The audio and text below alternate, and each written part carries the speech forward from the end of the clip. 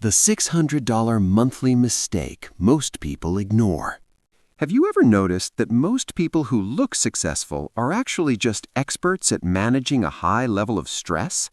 In the US and across Europe, we've reached a strange point in our economic history.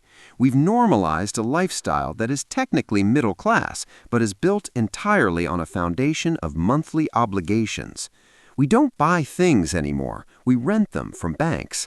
And there is one specific number, roughly $600 or 550 euros, that has become the invisible barrier between the life you have and the wealth you want. Let's look at a typical professional. Let's call him Thomas. Thomas lives in a city like Frankfurt or perhaps Charlotte, North Carolina. He earns a respectable salary, let's say $5,000 a month after taxes. On paper, Thomas is doing well, but let's look at the math of the modern standard. $1,800 goes to a mortgage or a well-located apartment. $400 goes to utilities, groceries, and the various digital subscriptions that quietly bleed his account every 30 days. Then there is the centerpiece of his professional identity, the car. Thomas doesn't own the car, he leases it, or he has a 5-year finance plan. That's $600 a month. When you add insurance, fuel, and the occasional credit card payment for the furniture he bought to fill that apartment, Thomas is left with maybe $800 of real money. To the outside world, Thomas is successful. To his bank account, Thomas is one bad month away from a collapse.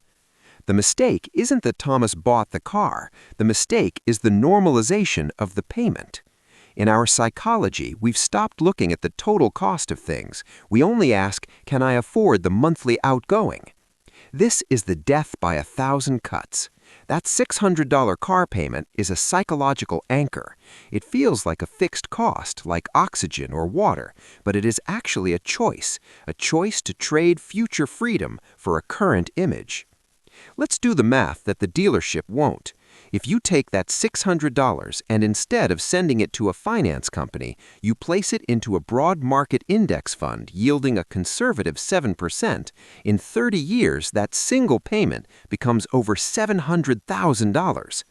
Most people aren't broke because they don't earn enough money. They're broke because they've traded a $700,000 retirement for a mid-sized SUV that will be worth nothing in 12 years. Why do we do this?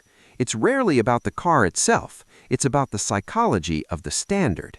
In the US and Europe, we're conditioned to believe that as our income rises, our floor must also rise. We believe that a certain job title requires a certain zip code and a certain leather interior. We use these things as social signaling to tell the world we are safe and competent. But the truly wealthy, those who have achieved genuine compounding, don't think in payments, they think in assets.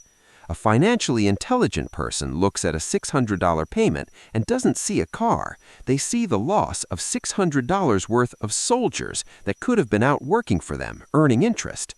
They understand that status is a depreciating asset, while silence is a luxury. Wealth is what you don't see. It's the cars not purchased, the upgrades not taken, and the peace of mind that comes from knowing you own your time rather than renting your lifestyle from a creditor. Reclaiming your financial path isn't about extreme frugality or hustling harder. It's about a cold, rational audit of your standard. It's about looking at that $600 monthly mistake and asking, is the image I'm projecting worth the price of my eventual freedom? Most people will continue to ignore this. They will continue to trade their best years for the appearance of success, but you don't have to. The math is patient. It will wait for you to decide which side of the equation you want to live on. If this perspective resonated with you, you might find our other analyses helpful. I hope this gave you something to think about.